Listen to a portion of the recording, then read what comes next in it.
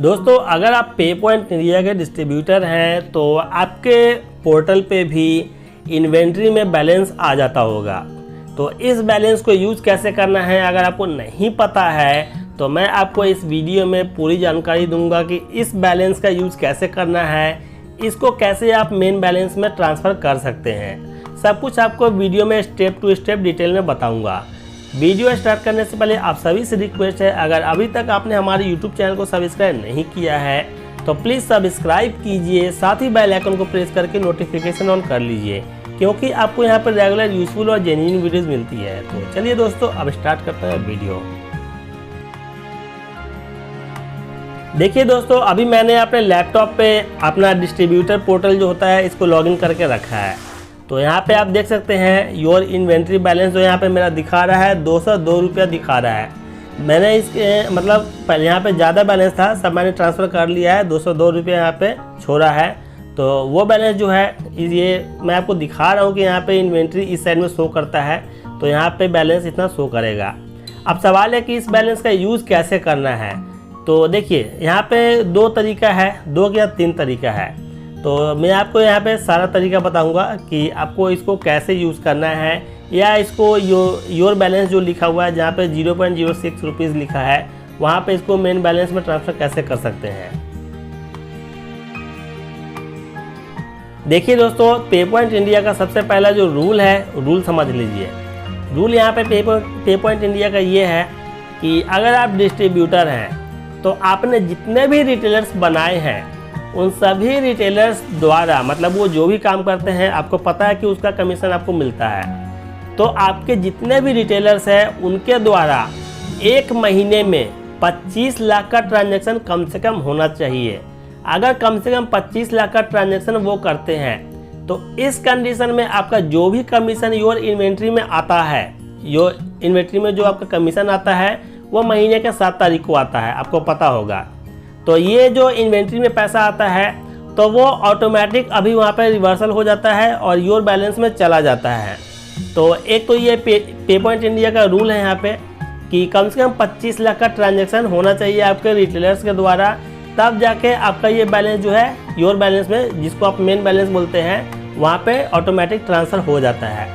अब मान लीजिए कि आपने जितने भी रिटेलर्स बनाए हैं, अगर वो एक महीने के अंदर 25 लाख से कम का ट्रांजैक्शन करते हैं तो उस कंडीशन में जितना भी आपका कमीशन बनेगा वो सारा कमीशन होता क्या है, देखिए कमीशन, सारा कमीशन इन्वेंट्री में नहीं जाता है। यहाँ पे 500 रुपया फिक्स है, वही जाता है इन्वेंट्री में। मतलब एग्जांपल के लिए देखिए, एक महीने में अगर आपका कमीशन 400 रुपये होता है तो वो पैसा इन्वेंट्री में नहीं जाएगा, वो 400 पूरा योर बैलेंस, जिसको मेन बैलेंस बोलते हैं, वहाँ पर जाता है। लेकिन अगर वहीं पे 500 रुपया होता है आपका कमीशन तो 500 रुपये आपका योर इन्वेंट्री में चला जाएगा, योर बैलेंस में नहीं जाएगा। लेकिन अगर 500 से ज़्यादा कमीशन बनता है, एग्जांपल के लिए 550 बनता है, 550 रुपये, तो उसमें 500 रुपये कट जाएंगे, वो आपका इन्वेंट्री में चला जाएगा। एक्स्ट्रा जो 50 रुपये हैं वो आपका मेन बैलेंस में चला जाएगा। कहने का मतलब है कि 500 रुपये से नीचे अगर आपकी कमीशन बनती है तो वो आपका मेन बैलेंस में चला जाता है। अगर 500 से ऊपर कमीशन बनता है तो उसमें से 500 रुपये जो है कट जाता है और वो इन्वेंट्री में चला जाएगा। उसके ऊपर का जितना भी बचेगा वो आपका मेन बैलेंस में चला जाएगा। तो उस कंडीशन में जो इन्वेंट्री का बैलेंस है उसको यूज़ कैसे करेंगे वो मैं आपको यहाँ पर बताऊँगा।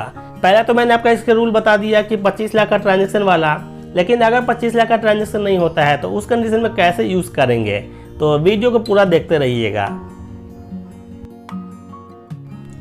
तो सबसे पहले अभी हम क्या करते हैं कि हमारे जो रिटेलर्स हैं उनका डिटेल आपको ओपन करके दिखाते हैं। तो देखिए, माई नेटवर्क पे गए, व्यू रिटेलर लिस्ट पे क्लिक किए। तो इस पर क्लिक करने के बाद आपका जो भी रिटेलर्स हैं, मतलब जितने भी रिटेलर्स हैं, 100, 200, 500, 1000 जितने भी हैं, वो सबका लिस्ट यहाँ पे ओपन हो जाएगा। तो अब देखिए, मैं आपको रिटेलर्स पे इसको यूज़ करके बताता हूँ कि कैसे यूज़ करना है। तो यहाँ पे स्टार्टिंग में फर्स्ट और सेकंड जो है इनका स्टेटस जो है इनकम्प्लीट है, तो यहाँ यूज नहीं होगा।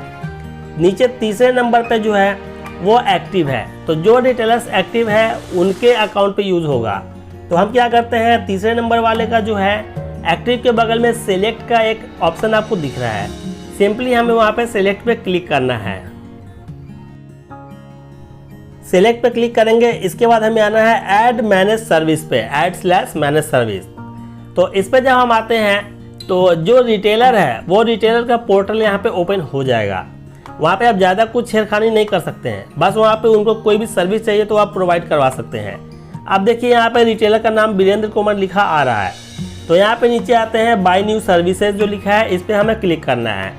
अब यहाँ पे हम क्लिक करेंगे तो पे पॉइंट इंडिया के द्वारा प्रोवाइड की जा रही जो भी सर्विस है सब यहाँ पे आ जाएगी। देखिए जैसे ये है सबसे पहले नंबर पे AEPS ID प्लस आधार पे प्लस BBPS, तो ये यहाँ पे 99 रुपीज़ का है। सेकंड है बैंक ऑफ बड़ौदा का कियोस्क। तो यहाँ पे कोई भी सर्विस अगर आपके रिटेलर बोलते हैं कि उनको चाहिए तो उस कंडीशन में दो ऑप्शन आता है। पहला ऑप्शन है कि उनके पोर्टल में जो बैलेंस है वो वहाँ से आप डिडक्ट करवा के परचेस कर सकते हैं। दूसरा क्या है कि अगर आपके इन्वेंट्री में बैलेंस है तो आप अपने इन्वेंट्री को यहाँ पे यूज़ कर सकते हैं, उनसे आप कैश पैसे उतना ले लीजिएगा। तो यहाँ पे देखिए नीचे में बाय दिस सर्विस एट 99 जो लिखा हुआ है ये AEPS ID का है। इसी तरीके से जितने भी सर्विस इसमें है तो वहाँ पे बाय दिस सर्विस जो लिखा है आपको सिंपली वहाँ पे क्लिक करना है। तो देखिए दोस्तों यहाँ पे लोन सर्विस जो है 99 रुपीज़ का है। हम यहाँ पे क्लिक करते हैं बाय दिस सर्विस एट 99 पे।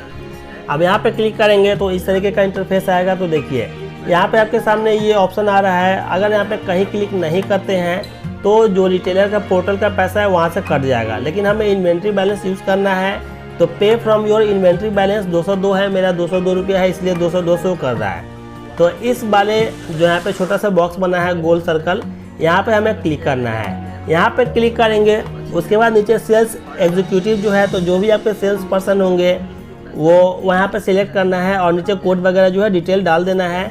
इसके बाद मेक पेमेंट पे क्लिक करना है।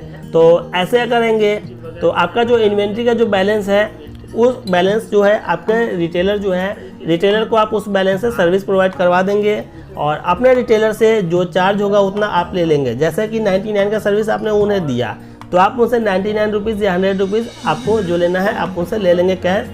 तो इस तरीके से आपका पैसा जो है वो आपको यहाँ पे मिल जाएगा। तो मैंने आपको यहाँ पे दो तरीका बताया है कि पे पॉइंट इंडिया का जो इन्वेंट्री का बैलेंस होता है आपको कैसे मिलता है। अब तीसरा एक और तरीका है वो भी मैं आपको बता देता हूँ। तो तीसरा तरीका जो है देखिए उसके लिए आपको खुद से स्कीम ID परचेस करना होगा, लेकिन उसके लिए आपके पास इन्वेंट्री में ज़्यादा बैलेंस होना चाहिए।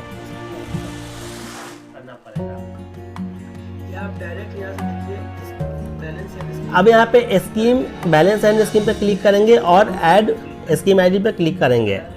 इसके बाद देखिए जो यहाँ पे स्कीम ID का जो डैशबोर्ड है ओपन हो जाएगा। तो यहाँ पे सभी सर्विस देख सकते हैं। AEPS ID का है और इंश्योरेंस पैक है, पैन कार्ड सर्विस है, IRCTC है, सभी पैक यहाँ पे अवेलेबल हैं। आपके रिटेलर्स जो खुद से परचेस करेंगे कोई भी सर्विस तो उनको जितने का पड़ता है, अगर आप यहाँ पे बल्क में परचेस करेंगे तो यहाँ पे आपको सस्ता पड़ेगा। जैसे AEPS ID आपके रिटेलर परचेस करेंगे तो उनको 99 रुपीज़ का पड़ता है, लेकिन अगर आप यहाँ पे परचेस करेंगे 5250 रुपये का तो आपको एक AEPS ID 75 रुपीज़ का पड़ता है। इसके ऊपर का परचेस करेंगे तो और सस्ता पड़ेगा। वीडियो पसंद आई होगी तो प्लीज़ वीडियो को लाइक शेयर कीजिएगा। धन्यवाद।